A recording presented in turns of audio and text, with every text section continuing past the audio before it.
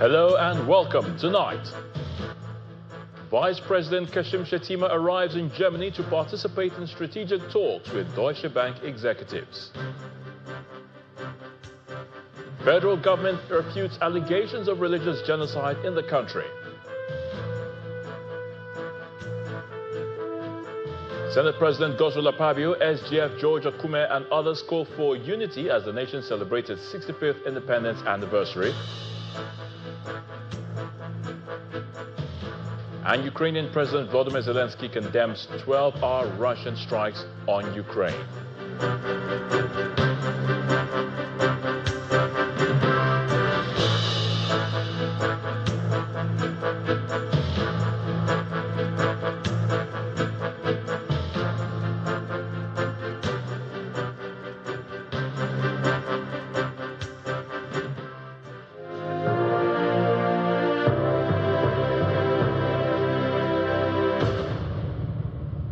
Vice President Kashim Shettima has arrived in Germany after participating in the 80th United Nations General Assembly in New York. While in Germany, he is scheduled to hold strategic meetings with officials of Deutsche Bank to explore areas of partnership and intervention in Nigeria's developmental initiatives. During his engagements at UNGA 80, the Vice President received commendation from UN Secretary General Antonio Guterres for Nigeria's bid to secure a permanent seat on the UN Security Council. Before departing New York, VP Shettima also secured a funding commitment on behalf of the federal government from the African Development Bank, AFDB, to operationalize the second phase of the Special Agro-Industrial Processing Zones initiative. Phase 2 of the project, which will expand from the initial 8 states and the FCT to cover an additional 24 states, is expected to scale up climate-resilient infrastructure and foster inclusive agro-industrial growth. The initiative is aimed at diversifying Nigeria's monoproduct economy into value-added agricultural exports.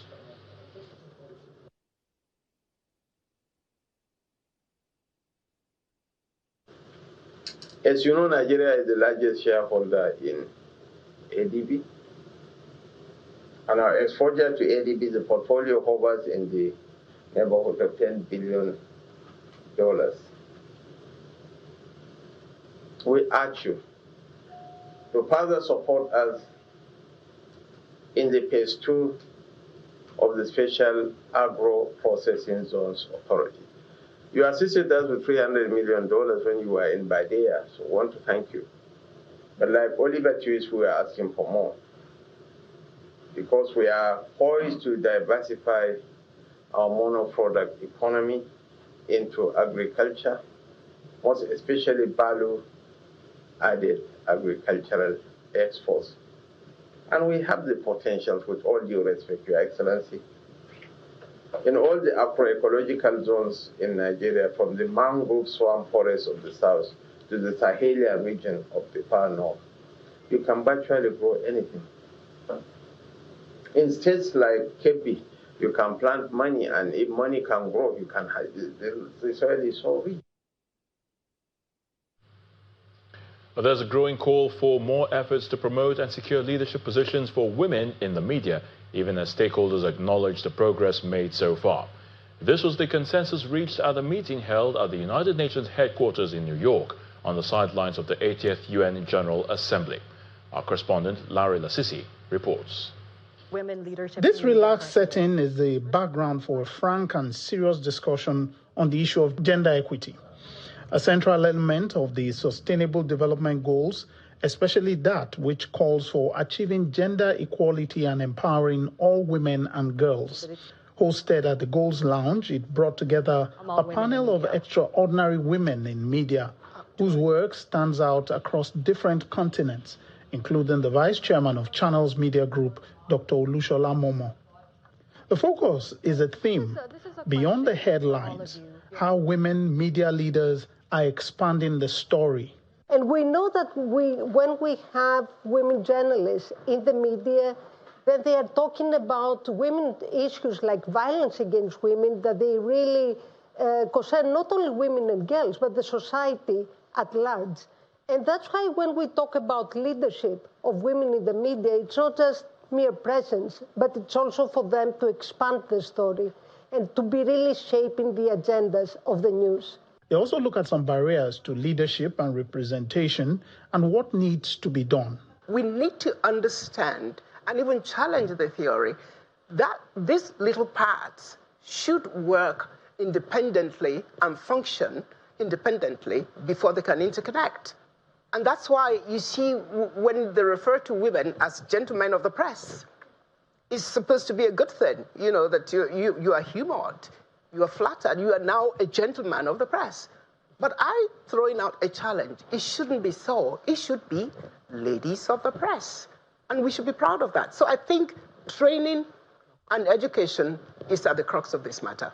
There are some areas of progress. UAE, they have a clear policy toward pushing gender equality. We see lots of women in high positions in government, in communications, in media. Of course, there's a space to grow, but they're on the right track. Progress is considered a little bit slow, uneven, depending on different countries, but we do see some progress. And we've seen an increase of women journalists entering the space. We have 41% of women being in the media, and we need to increase the leadership role. So that gives me hope. More flexibility for women working in the media and a safe working environment are identified as needed to promote gender equity in the media industry. These are just some essentials in the drive to not only protect women, but ensure more of them remain in the industry and eventually become women media leaders. Lanre Lasisi, Channels Television News.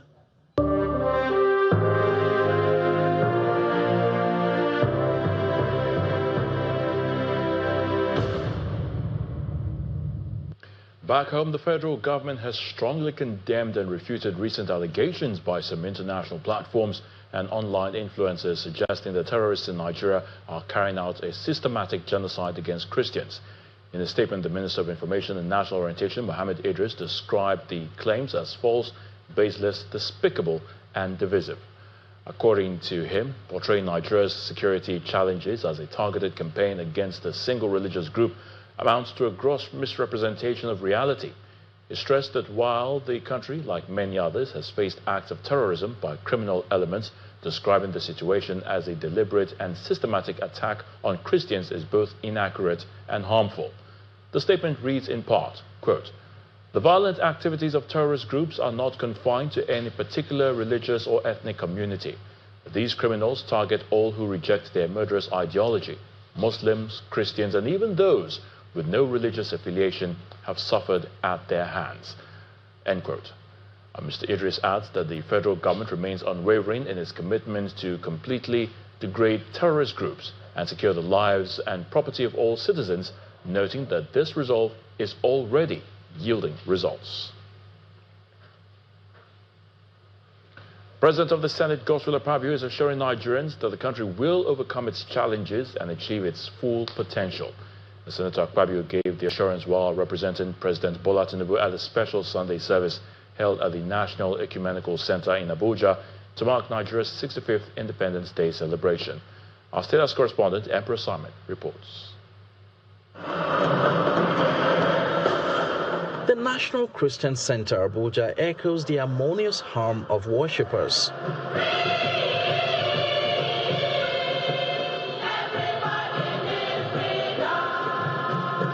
It is a special Sunday service to mark Nigeria's 65th independence anniversary.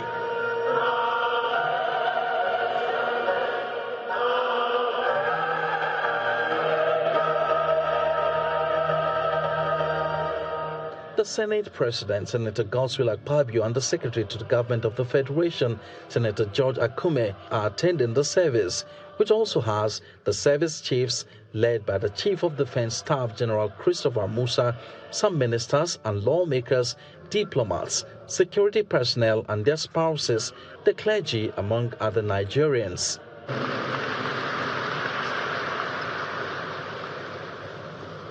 The service is a tapestry of gratitude to the divine and a moment for deep reflection on Nigeria's journey in 65 years, underscoring the power of unity in building a great nation.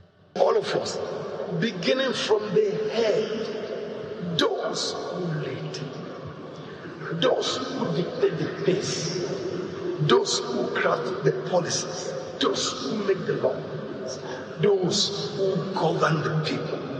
Let the oil of unity flow from their head. This line of thought is re-echoed by the Secretary to the Government of the Federation, Senator George Akume, who calls for patience and faith in Nigeria. These challenges we face today did not begin with this administration. There have been a long time in politics, deep-rooted problems that have for decades held back the nation's progress. This government is determined to confront them head-on. No longer will we settle for half measures that only postpone hardship. The Senate President, Senator Godswill Akpabio, who represents President Bola Tinubu, raises hope of better days ahead for the country. The President has asked me to let you know on this 65th anniversary celebration that the principal word is unity. Nigeria must remain united. We shall prevail. The foes you see today, you shall soon see them no more. Highlight of the service is the cutting of the 65th Independence Anniversary cake. Outside the auditorium, journalists engage the guests on issues including the state of security in the country. We're happy that things are taking shape. The president is working. Everybody you can see that is putting hands together. And we're happy that Nigerians are also cooperating and supporting us in ensuring that there's peace in Nigeria. So we're working together and we're going to succeed. The messages that resonate here are messages of hope and calls for rededication to the Project Nigeria, both on the part of the leaders and the followers. From the National Christian Ecumenical Center, Abuja, Emperor Simon, Channels Television News. In part two, after the break, Pengerson announces nationwide strike from Monday over dispute with Dangote Refinery as federal government summons conciliatory meeting. Please stay with us.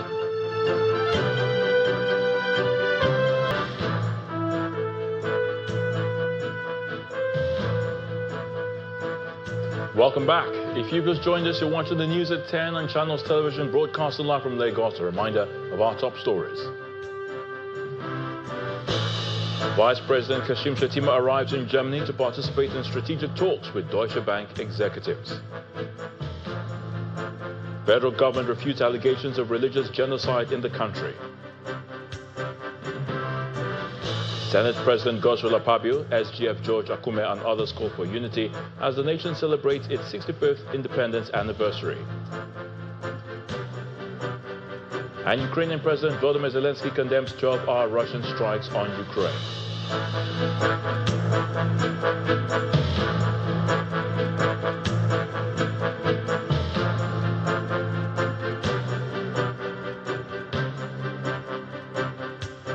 Earlier in the week, Nigeria's National Statistical Office released the Gross Domestic Product, GDP, report for the second quarter of the year 2025. Part of that report showed a year-on-year economic growth rate at 4.23%. But what do these figures mean for businesses, and how do these statistics make life better for the common man? Babajide Oguson, who is the founder of Leadership by Data and Channels Television's chief data analyst, is right here to share more facts and vital insights about Nigeria's latest economic growth figures and its potential impact on the Nigerian economy. Babajide, great to have you again on the News at 10. Good evening, today. All right, so let's take a look at it. The statistical office says the economy grew by 365 trillion naira as at the end of 2024. Now, are we on track, to see a threshold? I mean, the 400 trillion naira threshold this year in 2025. So, looking at the facts, the number you said, 365 trillion, was the size of the economy based on the National Statistical Office as at the end of 2024, 365 trillion naira. Are we yet at 400 trillion naira with this 4% growth? The answer is no. For us to get to 400 trillion naira GDP from 365 trillion naira, that's approximately a 10% growth rate. So we are currently at 4%. If we continue at this speed, we'll probably get to 400 trillion naira, probably even cross that mark by 2027. That's the first point. But there are two other critical points I feel we should talk about tonight. The second point is that this week as well, pretty much within the last 7 days, we've seen the Monetary Policy Committee cut the benchmark monetary policy rate from 27.5% to 27%. That is good news because the intention as well is yes, to fight inflation, but perhaps to also further support economic growth and create a bit more prosperity overall in the economy. So we've moved from 27.5% monetary policy rate to 27%. That's the first cut, Ayotunde, in 5 years. Remember, it was back in September 2020 when the rate was cut from 12.5% to 11.5%. So overall, good news if you look at it from that perspective. Well, there's another perspective you can look at it from that shows bad news. Yes, we are celebrating a 27% monetary policy rate today. However, Ayotunde, that critical month, May 2015, when President Buhari came in, we had a new president, we had a new party. What was the monetary policy rate as at May 2015?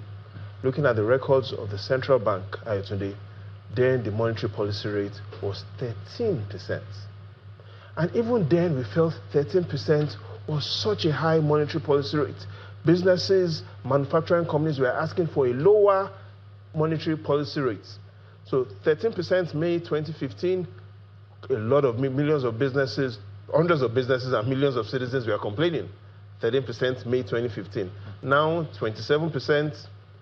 Should we be really celebrating? But overall, businesses perhaps will feel a bit relieved that things perhaps are going in the way they've always said it should be. So which brings us to the next question. I mean, 4.23%, Babajide, the second quarter of this year, the economy has grown by 4.23%. Well, what really have contributed to the sectors? I mean, what sectors have contributed to this? So two ways we can quickly look at it. The first is to take a look at the largest sectors and then to look at if these largest sectors are the ones that are the fastest growing, because you can be large and not be growing as fast. So first let's take a look at the largest sectors, and when we take a look at the largest sectors, we'll then look at the fastest growing sectors. The evidence shows that there are 7 sectors in Nigeria that account for 70% of our economic size. So these 7 sectors are the most critical in Nigeria's economy. Again, I repeat, these 7 sectors account for 70% of all of Nigeria's economy. Trade, crop production, real estate, financial institutions, construction. Now, yes, we've seen the numbers grow by 4% year on year. Overall, that's all of these sectors. Overall, 4%. Good news. The bad news, however, is look at that sector, trade. Trade is Nigeria's largest economic sector. How much did trade grow compared to last year? The National Bureau of Statistics says less than 2%. Look at crop production, livestock, our agricultural sector. How much did our agricultural sector, the sector that employs most Nigerians, how much did the agricultural sector grow relative to last year? The answer again is within that report, less than 3%. So the question now is, if the Nigeria's largest economic sectors are not growing that fast, which sectors are really contributing to this 4% growth rate? And if you take a look at our fastest growing economic sectors, which is different from the largest economic sectors, it allows us to clearly see which sectors are really contributing to our growth. And if you take a look at those sectors in the chart of the week, it is very clear that, for instance, coal mining, in our chart of the week, coal mining grew 58% year on year. Yes, coal mining is not among the largest sectors, but we see the growth in coal mining. We see a lot of growth in quarrying and other minerals. We see a lot of growth in road transport. We see a lot of growth in oil refining, 16%. However, one sector that has really and has the most contributed to the 4% growth rate that was reported is the financial institution sector. I would tell you the financial institution sector year on year grew by 16%. Don't forget, the financial institution sector was among those top 7 largest sectors. So it really added a lot of support to Nigeria's overall picture. Good news, however, the bad news is that sector that employs most Nigerians, the agricultural sector, is still not growing to its potential. You heard me right. The agricultural sector year on year growing less than 3%. per annum. So we need to really look at that. So the GDP now, beyond the GDP indicator, what other economic indicators really are the most critical for Nigeria? You know, that's one area that I'm really passionate about, because I feel that the country and the government has over-relied on this one indicator, the gross domestic product. Even the founder of the GDP, who is said to be the founder, Simon Kuznets, never really said this is how GDP should be used. Now the GDP is now among the 3 most read books: the Quran, the Bible, and now the GDP report. However, today there are indicators that, for me, the government now needs to, and the country needs to pay more attention to. We have the real median income, which really measures the purchasing power of the people and allows us to clearly see what is the median income doing. Remember one of the words of the famous professor who won the Nobel Prize, who was the recipient of the Nobel Memorial Prize in Economic Science, Professor Joseph Stiglitz said, what we measure affects what we do. If we measure the wrong thing, we will do the wrong thing. So we need to measure the right thing. Part of the right things we need to measure today is the job approval rating of our leaders. What is the job approval rating of President Tinubu? What is the job approval rating of the governors, of the National Assembly members? Those are things that really matter to the people. Service satisfaction, not just in public service, but even in the private sector. How satisfied are consumers? But above all, if there's one indicator that we all need to, and which really measures what people are concerned about, is the gross national happiness indicator. At the end of the day, how happy is the common man? And that is one question that the president needs to have the answers put on his desk, because it then clearly lets him to know what the situation of the country is. I would definitely keep tabs and see how that pans out in the coming days, weeks, and of course months. But we thank you for your insights again on the I'm trying to measure how happy you are that I'm going now. Oh, well, we're always happy. We're always happy. We have to do the job. Thank you so much once again. We'll do this next week, I think. The Petroleum and Natural Gas Senior Staff Association of Nigeria, PENGASN, has directed its members nationwide to withdraw their services following the alleged dismissal of over 800 Nigerian workers by Dangote Refinery. Now, in a circular issued after an emergency National Executive Council meeting on September the 27th and signed by its General Secretary, Lumumba Okugbawa, the union accused the refinery of violating Nigeria's labor laws, the Constitution, and the International Labour Organization conventions by sacking workers for joining the association. However, the union's president, Festus Osifo, speaking on Sunday Politics Today, explained that the nationwide strike will have little or no impact on the distribution of petroleum products across the country.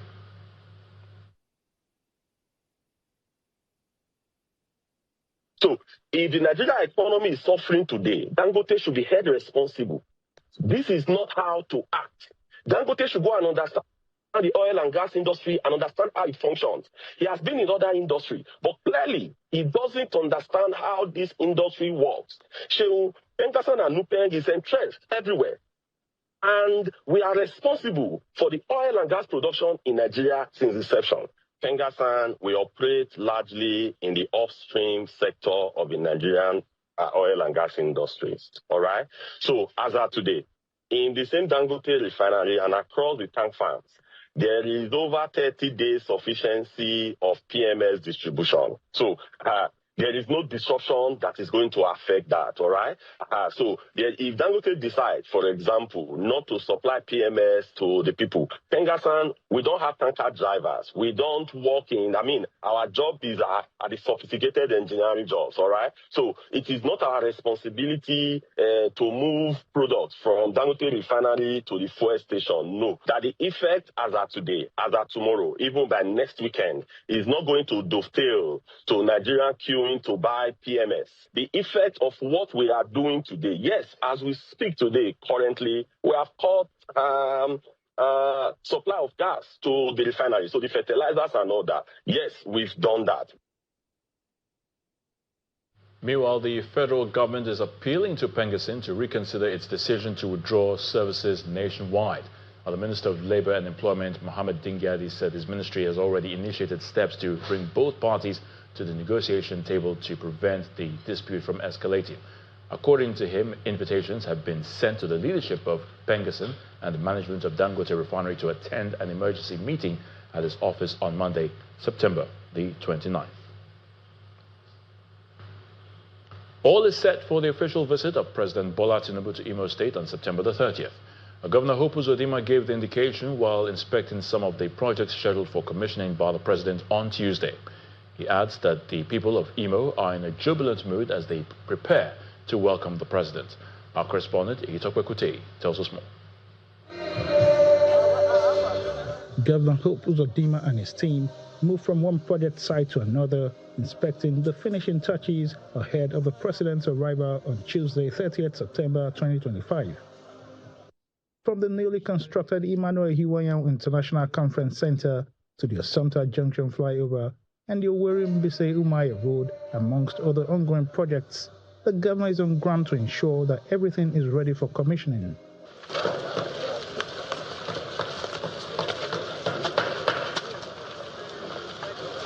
He explains that these projects reflect his administration's commitment to improving the lives of Imo people. According to him, President Tinubu's visit will further strengthen the partnership between Imo and the federal government. One of the significant things that happened in Imo State was the huge infrastructural gap we met on ground. We've been able to close the gap to some reasonable extent, among which is an international conference center that is capable of hosting the world. And we'll be playing host for the first time with that facility on 30th of this month. And the governor has more on the president's itinerary during the visit. We took time as a party to compile a compendium. We chronicled the achievements of the progressive leadership where the All Progressive Congress met Nigeria and where we have taken Nigeria to.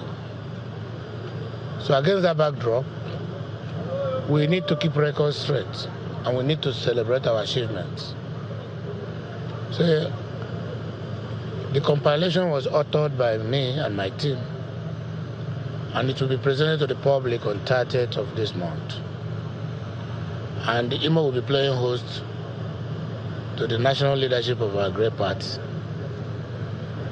And the chief guest of honor will be Mr. President himself.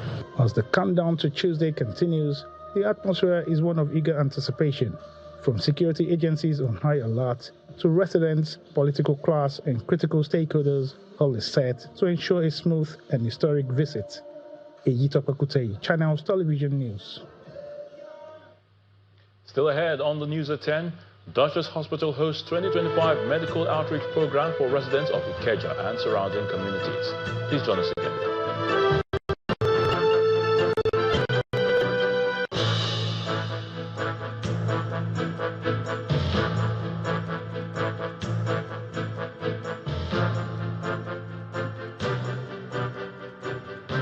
Welcome back.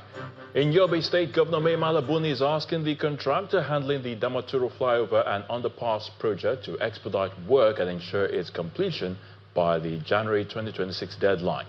The governor made the call while inspecting the multi-billion naira project, where he also expressed satisfaction with the quality of work delivered so far.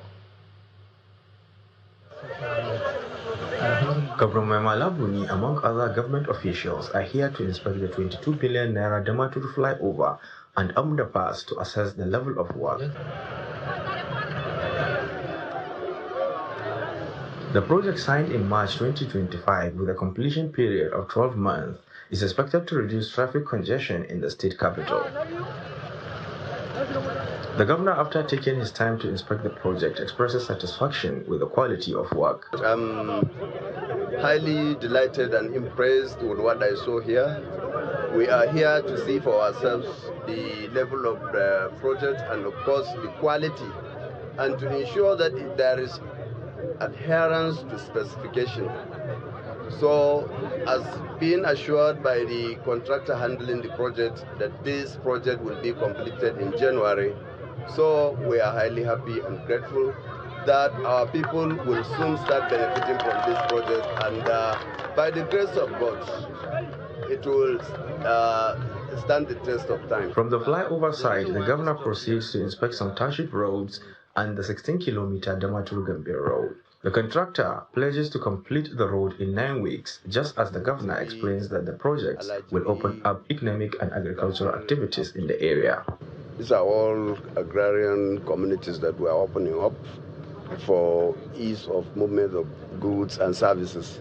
And of course, in our determination to boost agriculture in Yobe State, this road is going to serve and is going to be very, very significant, and it will be impactful for the communities that will benefit from the roads. And not only that, of course, when you want to build community, they said build roads. So there is no limit to what a road can do for the survival of human beings. And of course, this is just one part of it. The Damaturu-Gambia road, when completed, will link about 8 communities that have been yearning for such infrastructure. AG Mortgage Bank PLC is celebrating 20 years of resilience, growth, impact, and the provision of mortgage financing to Nigerians, with a pledge to deliver even greater value in the years ahead. Speaking at a dinner held in Abuja to mark the milestone, the bank's managing director, Mr. Ngozi Anyogu, noted that both the institution's balance sheet and customer base have continued to record steady growth.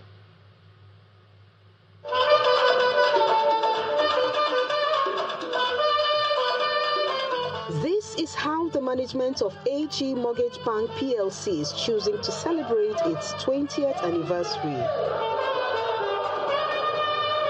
Staff and customers of the company danced in appreciation of God's goodness.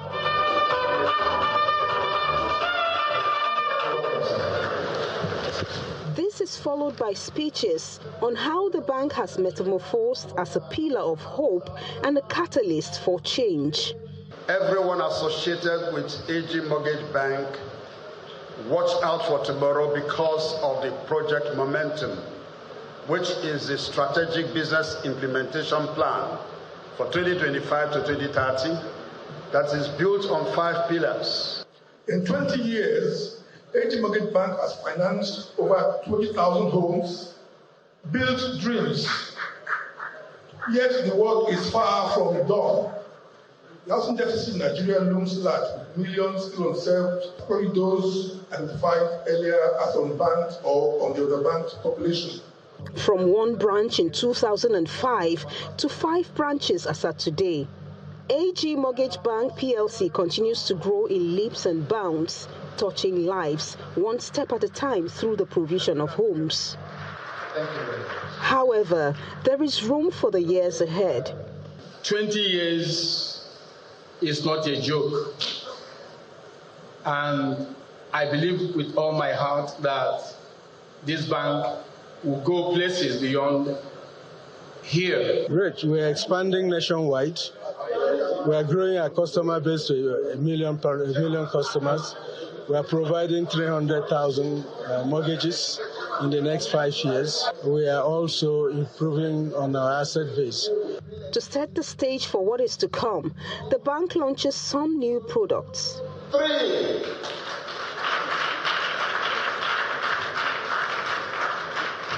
The bank also rewards management, staff, and customers. For the years ahead, AG Mortgage Bank PLC promises to be the game changer in the mortgage industry. Sarah Chimugu, Channels Television News. In Kano, 355 trainees of the Crown Flower Angels Academy have graduated after completing training in various catering courses. The Academy, an initiative of Crown Flower Mills, a subsidiary of Olam Agri Nigeria, is designed to equip women with skills for economic empowerment. All the graduates who are women received certifications and starter tools to support their journey towards self-reliance. Happy faces of young women dressed in their kitchen aprons, laying beautiful trays of snacks such as meat pie, croissant, buns, bread, cakes of various flavors at the maiden graduation of the first batch of 355 graduates from the Kano Center of the Crown Flower Angels Academy.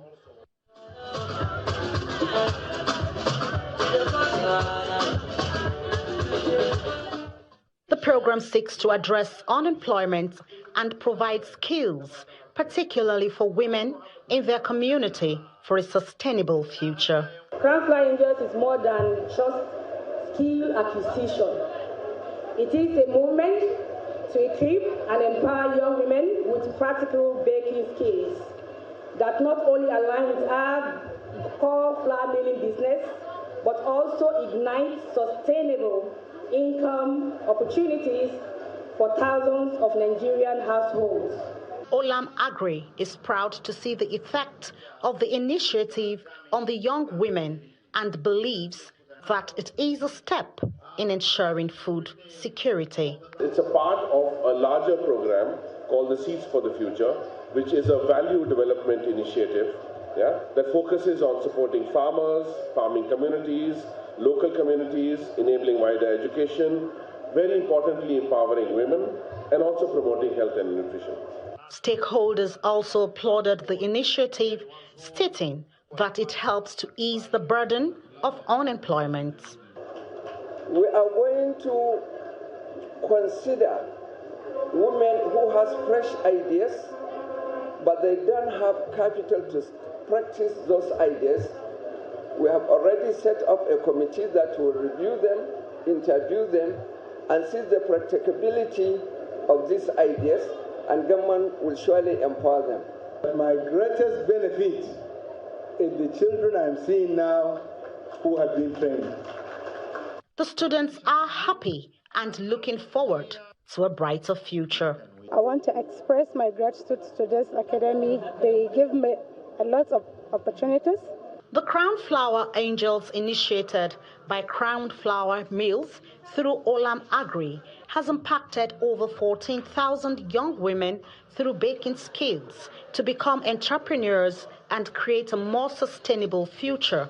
Crown Flower Angels Academy is located in Abuja, Lagos, and Kano.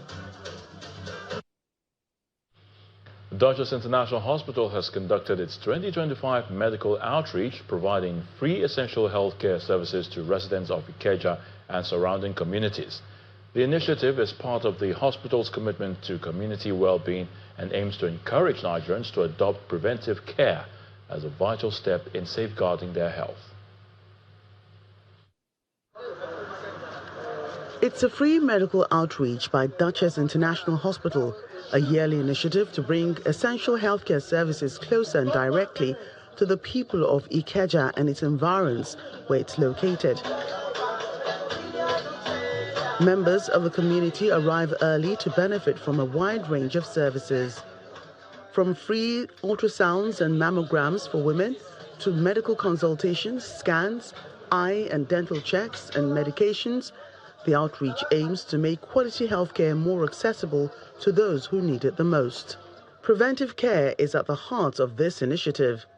Well, we know that the hospital exists within the community. So our idea, our goal is to extend that care to the community. So one of the things that we hope to achieve is to create the awareness of the different people going around, not even aware of the disease condition that they have. So when we create this opportunity as a CSR, they come in here, they get tested. By the time we embark on this awareness, we are embarking on what we call preventative care. So people have the education, they have the information that they need to know what's more about their body, more about their state of health, and then they go, get seen, get the necessary advice that they need to have, and then they take it up from there. Beneficiaries describe the outreach as a lifeline, one that offers them medical care they might not otherwise have access to or might have had to pay for. It's not easy to run a test now. If I tell you how much we had to pay for the mammogram, and today is free.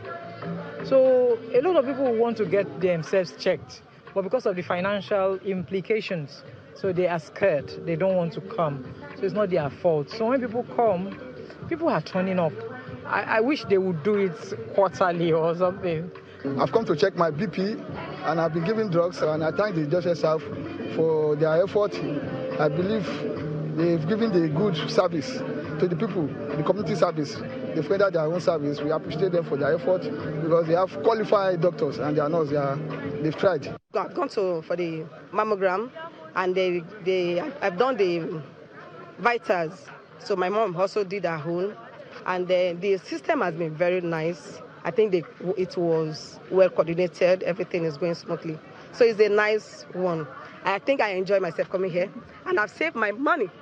Duchess International is a state-of-the-art multi-specialty medical facility in Nigeria, and by planning and executing this outreach annually, it emphasizes the importance of preventive care while showing that certain illnesses can be managed if detected early.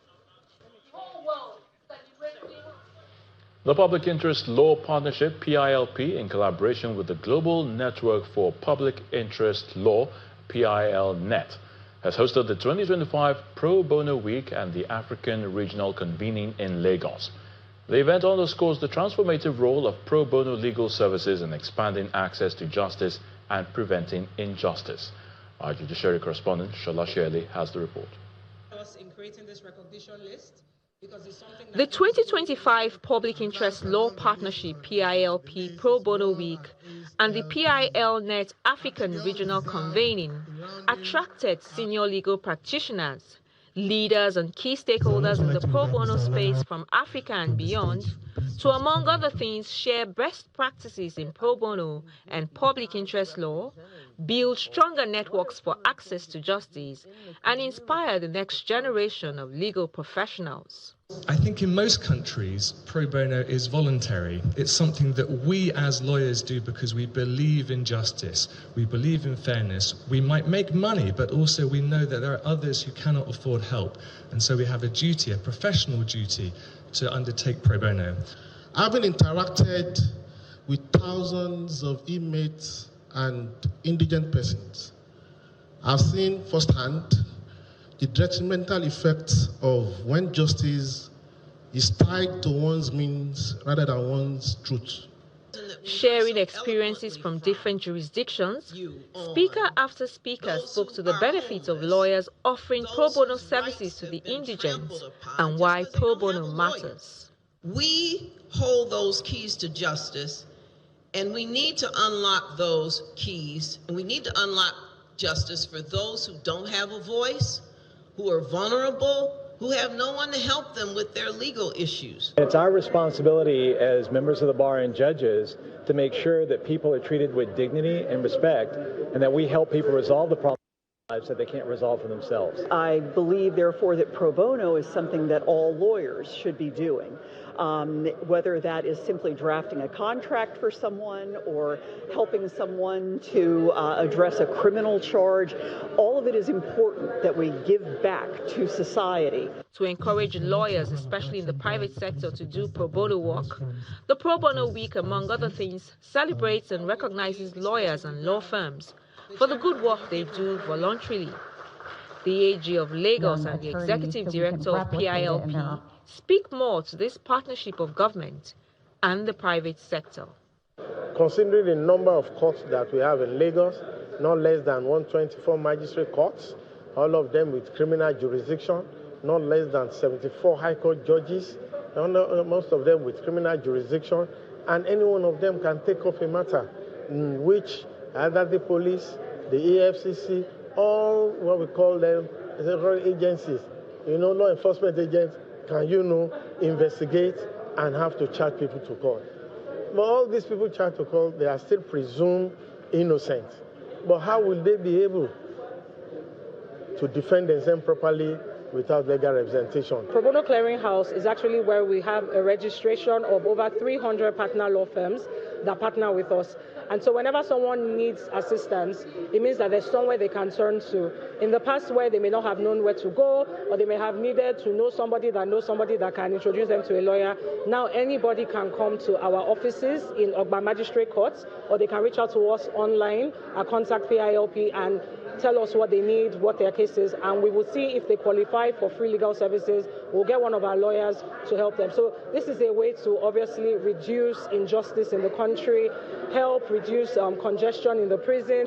PILP also used the opportunity of the event for legal trainings, prison visits, and to educate about the technological tools that have been developed to aid access to its services, even from mobile phones. Shola Shoyele, Channels Television News. It's another success recorded by the National Drug Law Enforcement Agency as the NDLEA has announced the arrest of two major drug kingpins, Victor Mosa and Felix Chika Obiegbu, following the recovery of consignments of cocaine, heroin and methamphetamine from their Lagos residences.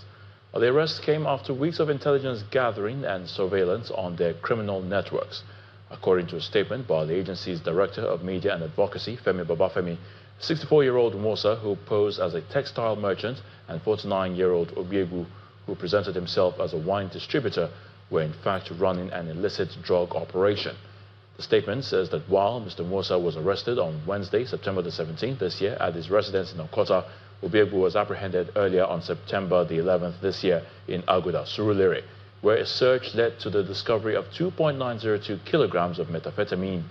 The NDLEA further revealed that its operatives foiled attempts by drug traffickers suspected of supplying terrorists and bandits in Borno and Yobe states.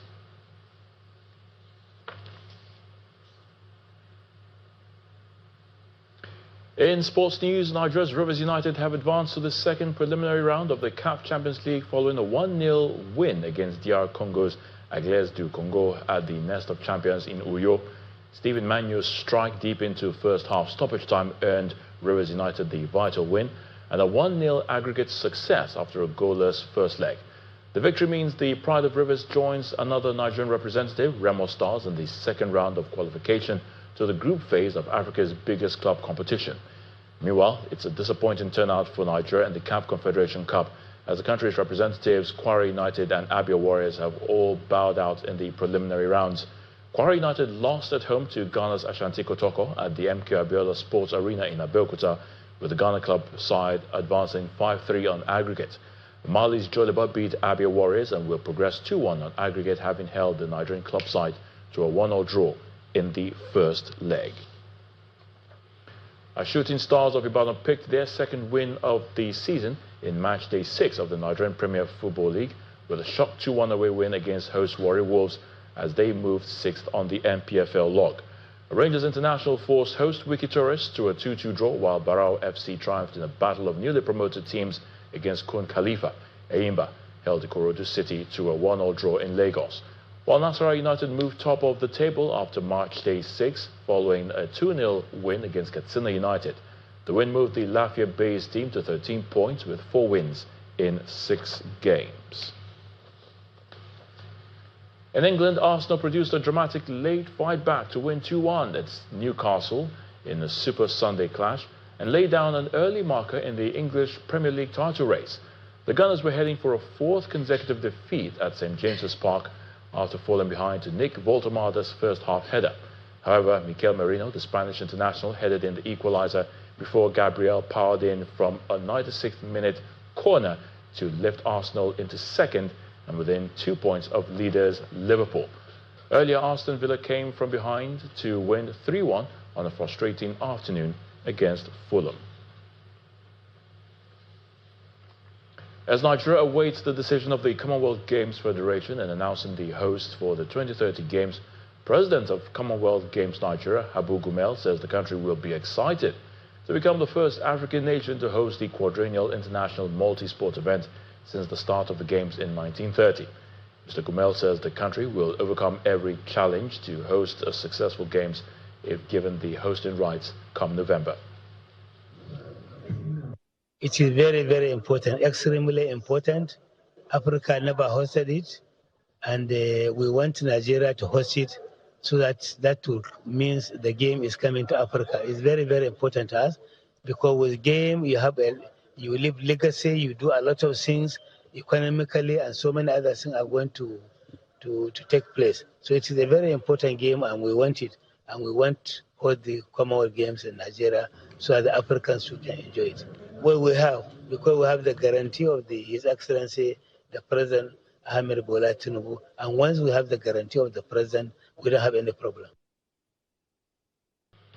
On the international scene, Ukrainian President Volodymyr Zelensky has condemned a Russian aerial bombardment that lasted more than 12 hours, killing at least 4 people and injuring at least 70 others.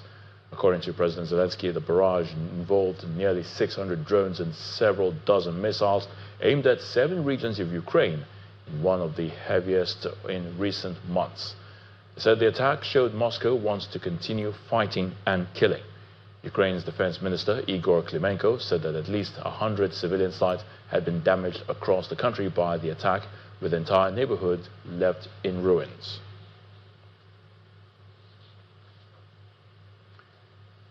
Now, Iran's parliamentary speaker Mohammad Baghdad Ghalib has pledged reprisal as he condemned the UK, France and Germany for reinstating sanction resolutions against Tehran. Addressing the issue on Sunday, he said Iran does not consider itself obligated to comply with these legal resolutions, including the suspension of enrichment. He says Iran's right to enrichment is still approved by international law today. International sanctions against Iran were reinstated early Sunday through a snapback mechanism, despite claims that the provision had already expired. It came after a resolution proposed by Russia and China to delay the reimposition of sanctions failed to pass in the UN Security Council on Friday. France, Germany and the UK, collectively known as the E3, argued that Tehran had failed to uphold its commitments under the Joint Comprehensive Plan of Action.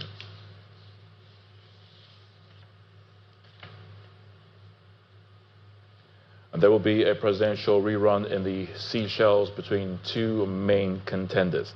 Following elections that held today, opposition figure Patrick Hamine received 48.8% of the vote, while the incumbent Wavel Ramkalawan garnered 46.4%.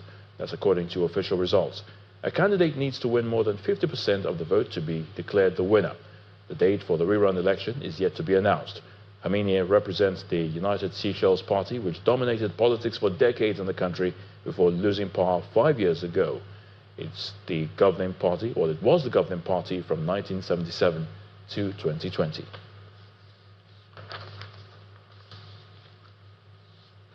And the main news again. Vice President Kashim Shettima has arrived in Germany to participate in strategic talks with Deutsche Bank executives. The federal government has refuted allegations of religious genocide in the country. Senate President Godswill Akpabio and Secretary to the Government of the Federation George Akume and others have called for unity as Nigeria celebrates its 65th independence anniversary. And Ukrainian President Volodymyr Zelensky has condemned the 12-hour Russian strikes on Ukraine.